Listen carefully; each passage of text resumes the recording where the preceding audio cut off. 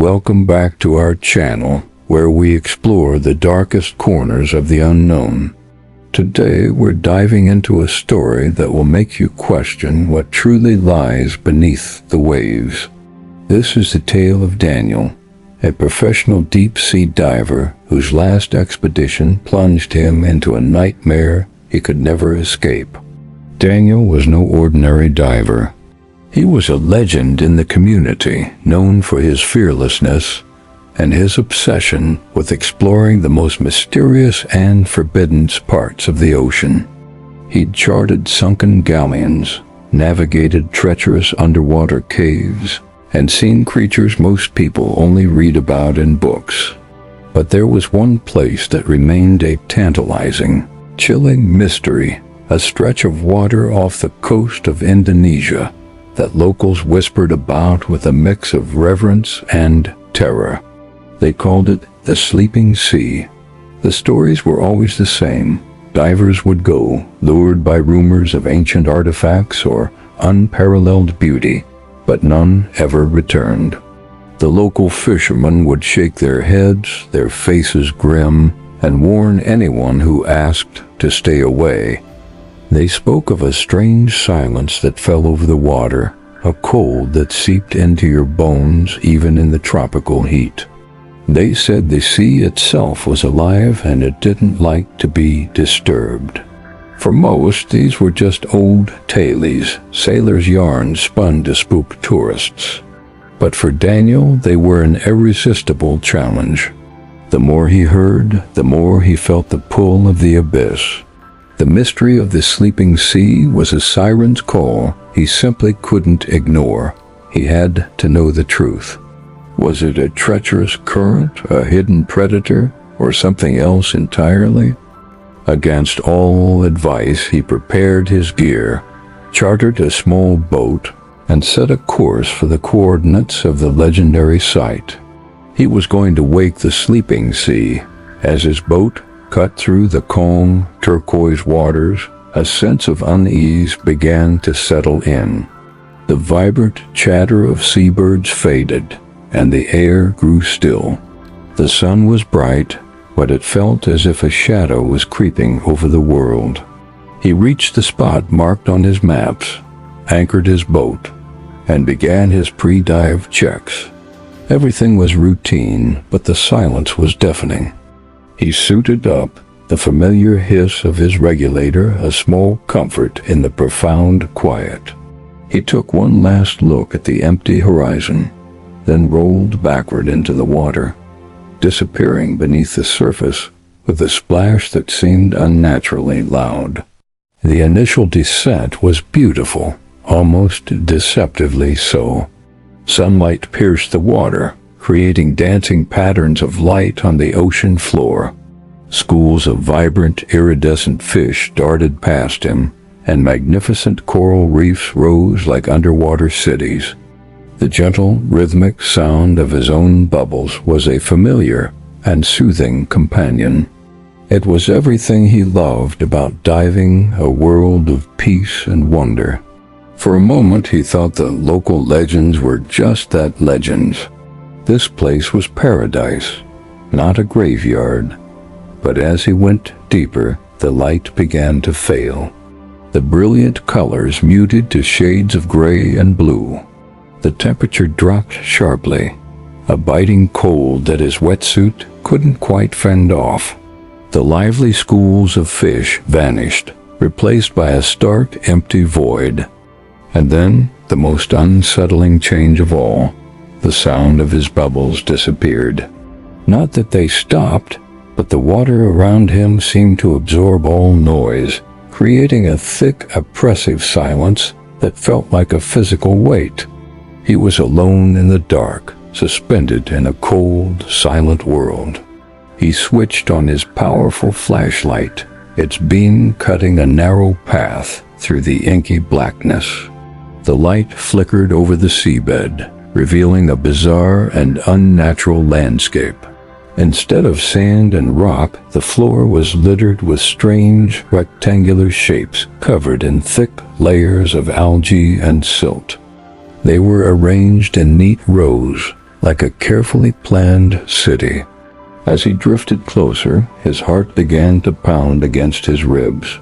These weren't stones. He wiped a patch of algae from the nearest one, revealing carved edges and what looked like eroded inscriptions. A cold dread washed over him as the horrifying truth dawned. They were graves, an entire underwater cemetery hidden deep beneath the waves, a silent testament to forgotten souls. Each tomb was ancient, worn down by centuries of ocean currents. They looked as if they hadn't been disturbed since the day they were sealed. All of them except for one. In the center of the macabre field, one grave stood out.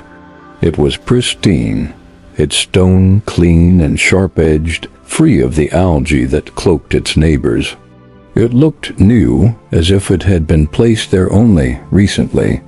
The lid was sealed tightly, but as Daniel stared, his flashlight beam caught something impossible. A tiny, steady stream of small air bubbles was escaping from a crack along the edge. At first, he dismissed it as trapped gas, a natural phenomenon. But he watched, mesmerized and terrified, and realized the bubbles weren't random. They were pulsing rhythmically, methodically, like breathing. Fear battled with his lifelong curiosity. Who or what could be buried here, breathing underwater? He had to know. His training screamed at him to turn back, to ascend as fast as he could, but his explorer's instinct took over. Trembling, he reached out a gloved hand and gently pushed at a loose piece of stone near the source of the bubbles. The moment his fingers made contact, a violent rush of bubbles erupted from the tomb, obscuring his vision. He recoiled, his flashlight beam wavering wildly. And then, from the darkness inside the newly opened chasm, a hand emerged. It was pale, almost translucent, its fingers long and unnervingly thin. It was a lifeless-looking hand, yet it was moving, flexing slowly in the water. Daniel was frozen in sheer terror. The hand was followed by a face. It was undeniably human in its features, but utterly alien. Its skin was ghostly white, and its eyes glowed with a faint, eerie blue light that pierced the suffocating darkness. And on its neck, where a human's throat would be, were small, delicate gills, fluttering open and closed with each rhythmic breath it took underwater. The creature's glowing eyes locked onto his. In that moment, a primal, paralyzing panic seized Daniel. He fumbled for his knife, his mind screaming, but his body wouldn't respond. Just as he managed to break from his trance, the entire seafloor began to shake violently. The ancient graves around him trembled, and clouds of sand and silt billowed up, released from their centuries-long rest. From the murky chaos, dark shapes began to rise.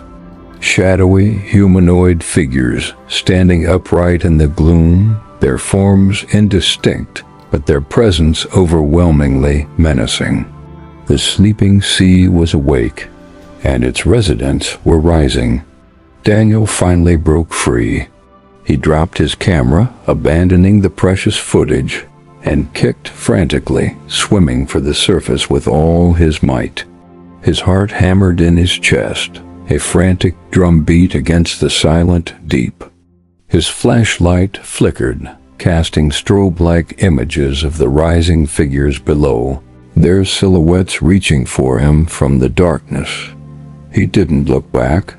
He just swam, propelled by pure adrenaline, his lungs burning for air.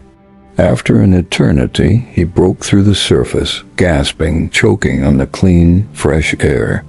The sun felt blinding, the world above unnaturally bright and loud after the cold, silent depths.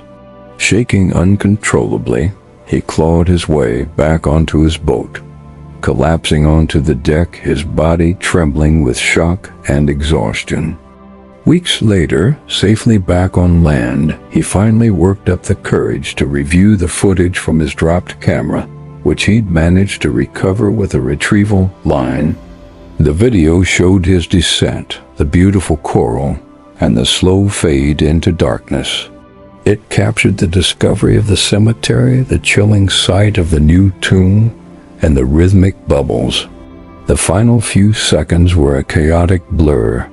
The camera recorded the moment the grave burst open, the rush of bubbles, and the swirling darkness. Then the video cut to black, but the audio continued for just a few moments longer. And on it, faint but unmistakable, was a sound. A slow, deep, haunting sound that chilled him to his core. It was the sound of someone or something breathing. To this day, Daniel has never set foot in the ocean again. The man who once lived for the thrill of the deep is now terrified of the water's edge. But sometimes when he stands by the shore on a quiet night, staring out at the dark expanse, he swears he can still hear it. A quiet, steady breath carried on the wind, coming from the waves. A reminder that something beneath is still alive and waiting. What do you think Daniel saw? A lost aquatic civilization or something far more sinister? Let us know your theories in the comments below. If you found this story as terrifying as we did, please give this video a like, share it with someone who loves a good mystery, and make sure you subscribe and hit that notification bell. You won't want to miss where our next journey takes us. Thanks for watching, and stay safe out there.